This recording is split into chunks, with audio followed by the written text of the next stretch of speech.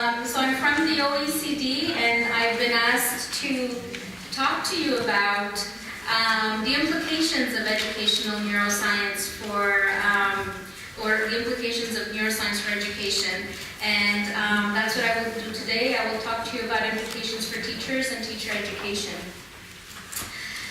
In talking to you about the implications, you will notice that what I will cover are in fact some challenges. So I will talk to you a little bit about that.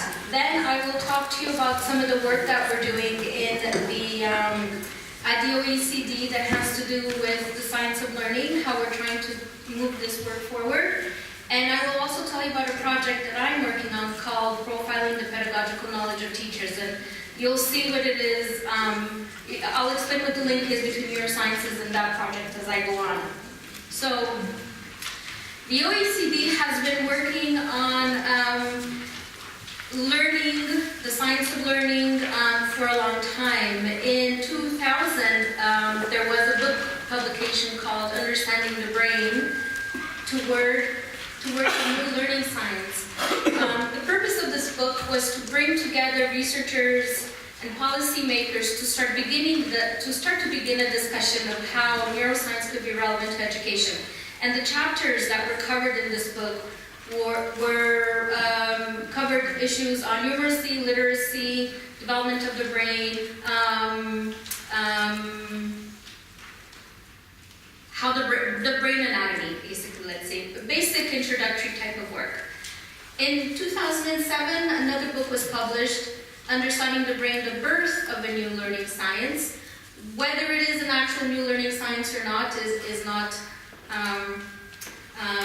something we'll talk about today. This book actually covered the same topics as in the previous book, but went more in depth. So in this book, things like how motivation is related to learning was covered, how the environment affects learning was covered. There was also a chapter on neuromyths.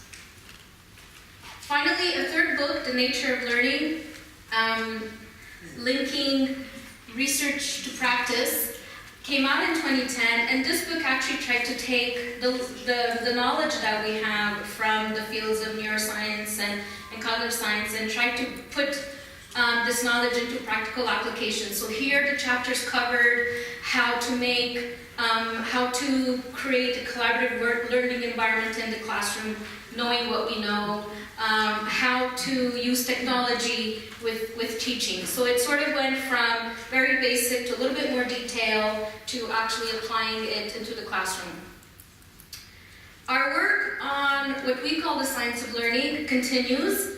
In 2012, we had a collaboration with the National Science Foundation in the USA to ask about how we can connect learning sciences to education. And this brought together researchers and the policymakers at the OECD level, but mainly to showcase the work of the Science of Learning Centers. That's where that term comes from the Science of Learning Centers in the USA. In 2014, we then had an international conference on the science of learning, and here we brought together an international group of experts, researchers and policymakers and some teachers. We partnered again with the NSF, with UNESCO, and with universities in China, again to continue this discussion.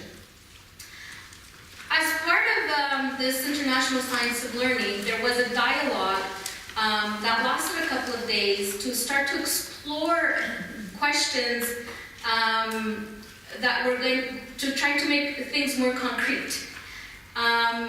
The dialogue was meant to bring together two dimensions: stakeholders in neurosciences and education, such as the researchers, the practitioners, the policymakers, but also the different domains that study learning. So, as I was mentioning, neuroscience, cognitive psychology, education. So it was meant to be a grouping of all the experts, not just by domain. Domains, we typically tend to work in silos.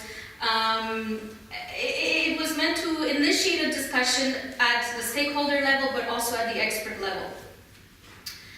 Here's where we discussed implications of neuroscience for education. And in discussing these implications, it turned out there were actually mainly challenges of how to make this work. So today what I'd like to talk to you about is about two main topics of this dialogue. One, should neuroscience inform pedagogy? And secondly, if so, how? So I'll review the first one very quickly. Should neuroscience inform pedagogy? The answer is yes. I don't think I need to convince you that otherwise. Of course, it can only improve teaching and learning if we have a better understanding of how the brain works. In fact, some people even go so far as to say that personalized learning can only be achieved if teachers have a better understanding of how attention and motivation interact with learning. So, at least to this audience, we don't have to focus too much on whether neuroscience should inform pedagogy. The problem is, how exactly is this to happen? And so this is where we discuss challenges that came up in this international convention. And one of the biggest challenges was translation from neuroscience to education. The issue is that, according to participants at this conference, we don't have an integrated, cumulative, or systemized knowledge base that puts together all the information. We do have databases, we do have things like ERIC or PsycInfo, but these are for researchers. These are not for practitioners or policymakers. We also have these databases that are usually specific to a domain, one for education, another one for psychology, another for neurosciences. And while researchers are more likely to go between the three, the practitioners and the policymakers are less likely to do that. So one of the problems we encountered was, if we're going to take the knowledge from neuroscience into education, it needed to be translated to link what we learn from one field into another field, not just for dissemination, but to keep also building the knowledge base. This is related to another barrier, which is the lack of a common platform. So we have separate platforms for these different groups. We have platforms where neuroscientists meet, we have platforms where educators meet, we have platforms where cognitive psychologists meet. Rarely do we have one common platform. Things are changing, but it's rather rare. Related to this is we also lack a common language. So there are terms that neuroscientists use that are not the same to what educators would use, and we need to start building a common language. I'll give you an example. My background is in cognitive psychology, and when I began to work finished my degree in cognitive psychology, moved into education, I was encountered with this phrase that educators and economists use, I'm from the OECD, called non-cognitive skills. Now, to me, this was a bit bizarre. I couldn't understand what skills were exactly non-cognitive. If it's non-cognitive, it means there's nothing living. So, but in fact, non-cognitive means what, for me, non-cognitive, then I realized meant social emotional skills or personality skills or motivational characteristics. Not cognitive to economists is the same thing for them. They put them all in this big bag called non-cognitive, which for me is a big bag. It needs to be separated into the different skills. So here's where we have a problem with language that we need to sort of figure out. We need to start speaking a common language. Another barrier was the researchers, or us researchers. I'll put myself in this group, because researchers are concerned about, researchers will not make conclusive statements unless they have sufficient evidence. And this is what we do as researchers. We're not going to say yes to this or no, don't do that. But when we're talking to policymakers and practitioners, they want to get recommendations with us. They cannot wait 10 years since the research is completed. So we have a barrier there. Another barrier is that researchers focus on basic research, and practitioners need applied research. So as I was saying before, the link from neuroscience to education is not a direct link. We need to find a way to bridge this gap through these translational mechanisms, of course. And this is hard to do. Another focus of researchers is that researchers, this is their job, they need to publish. And so publishing findings that are based on classroom research oftentimes is not considered valid research for a journal. So there's no incentive for a researcher to work, to conduct research in a classroom setting. So, but then does this mean that we need to be conducting RCT experiments in schools? Some countries are doing that. There are a lot of these in the USA, for example. This is related to another barrier, which is the research funding. There really is a lack of research funding for this kind of work. And here's where policy and policymakers can make a difference. Policy can incentivize this work by giving grants for researchers to collaborate with practitioners where there will be a common problem. I'm not saying that we need to make practitioners researchers or make researchers practitioners, but it's to collaborate together where the knowledge that the research has can help develop some solutions and test them in the classroom with the teacher. So this is a way that policy can get involved by incentivizing, by funding the research. Policy can also get involved by working with researchers to identify where the research gaps are. So researchers love doing research and love getting money for research. So one thing that we know about research is there's always something new to explore. There are a lot of gaps currently that we can still explore. So that's another role where policy can come in and make a difference. We have another challenge, which is actually the teaching profession. So teachers are teachers. They're not meant to be researchers. They're not trained to be translators of research. They don't learn as much about the brain as somebody in cognitive psychology or somebody in the neurosciences. So this changes the role of the teacher. Some schools are beginning to offer training in the learning sciences, or what I'm calling the learning sciences, or more brain courses. And this is good, but will it be sufficient? Do we also need to train teachers in research methods? So for example, we talked about the neuromyths. Some of these misunderstandings would not happen if we were all able to actually understand the research that we're reading.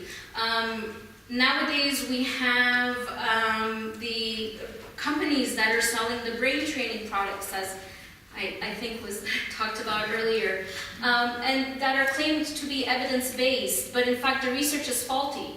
So it would be important. So what I'm trying to say here is that a teacher just training in basic courses in learning sciences might not be sufficient. It might be important to train the teacher in research methods to be a good consumer research. Doesn't mean the teacher has to be conducting research, but to be able to know, to be a critical evaluator of the research that they're reading and be able to tell apart faulty research from research that has potential to be applied.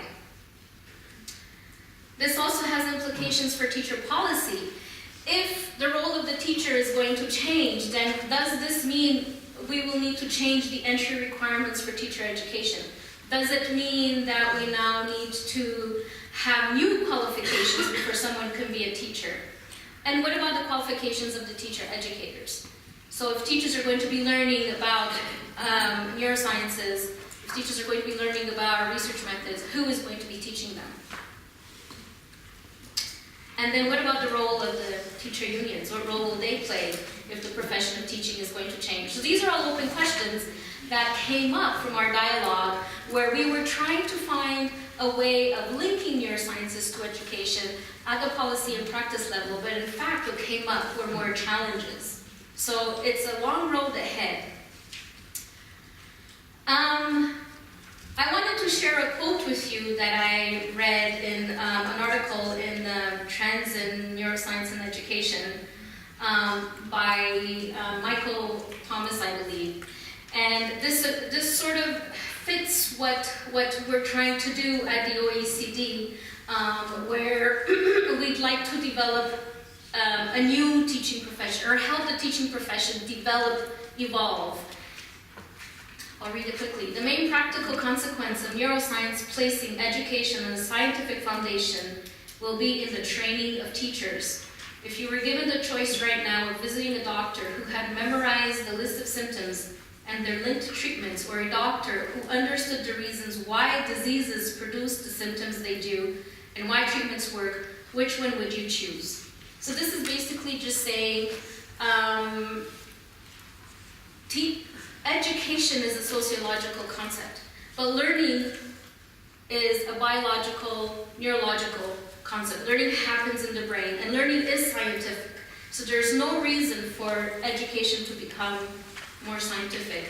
He was using this quote in an analogy between how the field of medicine became more scientific, and using that to explain how the field of education could become more scientific. A long time ago, in the early centuries ago, medicine was also trial and error. People really didn't understand how the body worked, and only until that scientific knowledge got put together into one cohesive knowledge base, and people understood how the body worked, anatomy, physiology, biology, then we understand that is how medicine became more scientific, and that was the analogy that he was trying to make with the teacher. So now let me tell you very quickly about the project we're working on at the OECD, where we're trying to see how we can make improvements to teaching and teacher education. Let me just back. So we're developing a survey to profile the pedagogical knowledge in the teaching profession. And so you're probably wondering, why are we looking at pedagogical knowledge if this is about neurosciences? I'm going to have to give you some background. So in education, while there's disagreement, there's agreement on at least 3 knowledge bases for teachers. One is the content knowledge, which is the subject matter that they need to teach. 2 is the pedagogical content knowledge, which is the knowledge of how to teach that subject. Teaching math is not the same as teaching science. 3 is general pedagogical knowledge, which is basically the knowledge is cross-curricular. And it's not about just teaching a subject, but it's about taking everything into account. So it's about how learning interacts with children's attention and their motivation. So it's about creating effective teaching and learning environments for all students. It's a very broad definition of what kind of general pedagogical knowledge could mean. Let me give you some evidence. There are very few empirical studies, but the few that exist are showing that when assessed empirically, so teachers are given tests where they can be scored and these tests are validated, teachers that have higher levels of content knowledge and general and pedagogical content knowledge also have students that have higher achievement. Pedagogical content knowledge has more of an impact on student achievement than content knowledge alone. What this means is that if 2 teachers have very high level of math, but one only has good math knowledge, and one has good math knowledge, but also knowledge of how to teach the math, those students will do better. So it's not just because you have a PhD in math that you can teach math. You need to know how to teach math. In terms of the quality, I just explained this one. In terms of the quality of instruction, only pedagogical content knowledge has an impact, not just knowing math. And higher levels of general pedagogical knowledge are actually reported to be by the students. Students report their teachers to have higher quality instruction if teachers have higher general pedagogical knowledge. So for instance, these students will report that there's higher cognitive activation, which means the teachers are getting the kids to think more. Better instructional pacing, meaning the teachers are giving their kids time to solve a problem before moving on to something else or giving them an answer. Better teacher-student relationships. So this link is with teachers who have better pedagogical knowledge. Even the students report that the instruction is better. So clearly teachers need to have a specialized knowledge base to do a good job. But like in other professions, professions, like in medicine or like in architecture, the knowledge base is not static. It keeps changing, it keeps evolving. These days, teachers are being asked to teach 21st century skills. They need to learn what these are, they need to understand what these are, they need to read the research to see what it says about them. Teachers are also being asked to teach non-cognitive skills or social emotional skills or soft skills.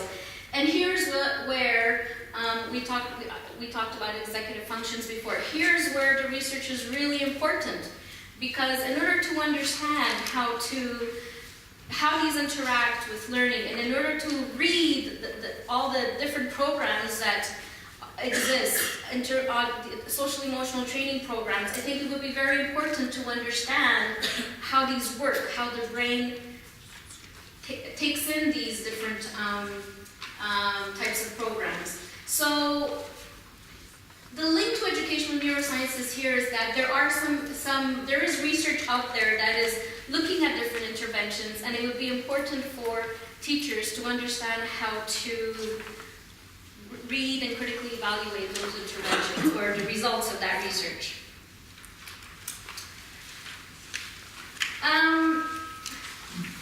Before I talked about how maybe we'd have to change, maybe this would have implications for teacher educators.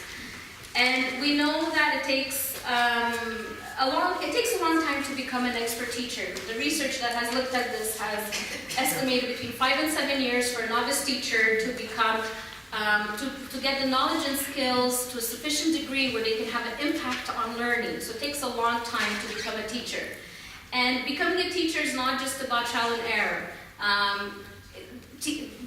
Becoming a good teacher means you're exposed to some high quality learning opportunities. And what we also know is that there's a lot of variety in the learning opportunities that teachers are exposed to. Some of them are good quality, some of them are not so good quality. Where this has been looked at, for instance, in studies like PISA or TIMSS, where we can look at how well kids do on these assessments, teachers of students who score highly on PISA or TIMSS report being exposed to more content and pedagogy than the teachers of students who score at the middle level or at the low level. So what this means is that what teachers are learning in their teacher education institutions, or what teachers are learning in professional development, is related to how well their kids are doing on these international assessments. And when teachers report that they're exposed to more content and pedagogy courses and exposed to more practical courses, these teachers have kids that do better on these types of assessments. And here is the link to whether we will need to make some policy changes to teacher educators, because in a couple of studies by the EU or reports by the EU that looked at the profession of teacher educator, they mentioned how there was a lot of variability of teacher educators in European countries. So some teacher educators have masters, some have PhDs, some teacher educators are school teachers, some teacher educators are subject experts, some are pedagogical experts, others are just researchers. So all of this, the reports are not saying that we need to pick one particular profile, but all of this has an impact on what the pre-service teachers are learning. And all of that is going to have an impact on their students. So in our project here at the OECD, the ultimate goal is to understand teachers' professional competence and what we can do to, what we can say about improving professional competence of teachers. So while we're looking at teachers' pedagogical knowledge, the goal actually is to better understand their professional competence. And in looking at we're not just going to be looking at their knowledge, but we're also looking at their motivational characteristics. And this is because research has been showing that in addition to knowledge, teachers' beliefs and motivational characteristics are related to better instructional quality and higher student achievement. There's lots of research, just like the research in student learning, where more motivated teachers have are better teachers, just like more motivated students have better scores. So the research base is highly similar. The reason why I bring this up is because it's part of our conceptual framework. So, and I'll explain this to you right now. So regardless of whether we're talking about initial teacher preparation or continuous professional development, what is important is that teachers are exposed to high-quality learning opportunities. These high-quality learning opportunities will interact and help build the teacher's cognitive, intrapersonal, and interpersonal competencies. The cognitive part that we're looking at is where teacher's knowledge is where I'm talking about in terms of teacher's knowledge. This teacher's knowledge would also include neuroscientific knowledge. Their interpersonal and interpersonalities are their motivational characteristics. Now, how teachers' cognitive and personal characteristics link to teaching practices is through their decision making. And here is where the importance of pedagogical knowledge comes in.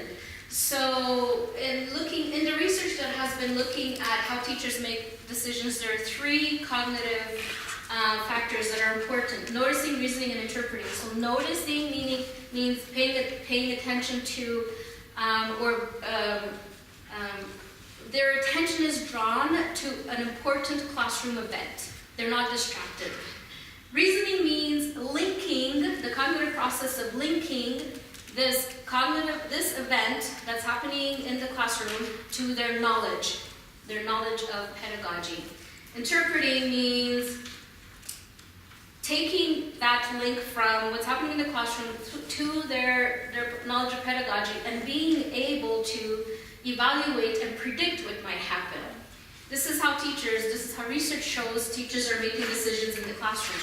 Now the key here is that making good decisions, or what are determined to be good decisions in this research, the decisions that are shown to be good teaching practices or teaching practices that lead to more effective learning, making good decisions hinges on the quality of the pedagogical knowledge of the teacher.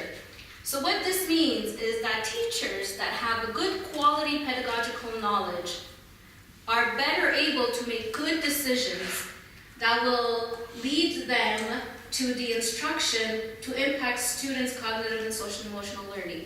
And as part of that decision that hinges on the quality of pedagogical knowledge, that is where their knowledge of how the brain works goes. Because it all goes together, not just learning, but how the executive functions work, and how learning interacts with students' attention, how learning is interacting with students' motivation, how the classroom context is working, how to keep the whole class motivated. All of that is in that decision-making part. So this is why pedagogical knowledge is really important to our work on teachers. Just to tell you quickly, one of the challenges that was identified at our dialogue was the fact that people were working in silos and there was no common knowledge base. So in this project that we have, we're trying to sort of address that by working together with researchers, policymakers, and practitioners. So in our project on teacher knowledge, we've got policymakers, the OECD, ministries at the policy level, working with the researchers and working with the practitioners together to implement this survey and to learn from it. So this is a way of getting everyone involved in this. Like I said, it doesn't mean practitioners need to become researchers, and it doesn't mean researchers need to become practitioners. It just means to get everybody at the same table. So to sum up key messages, neuroscience is relevant to improving teaching practice and by consequence student learning. Bridging the gap between neuroscience and education requires reforming the role of teachers as well as the curricula of teacher education institutions. This should be a question. So it's not a statement. It means, is this what we need? This seems what we need to do. Will we do this? In my opinion, and I think in many people's opinion, developing a profession of teaching that is based on scientific literature for multiple disciplines like medicine is a good thing and something we should move towards. Thank you.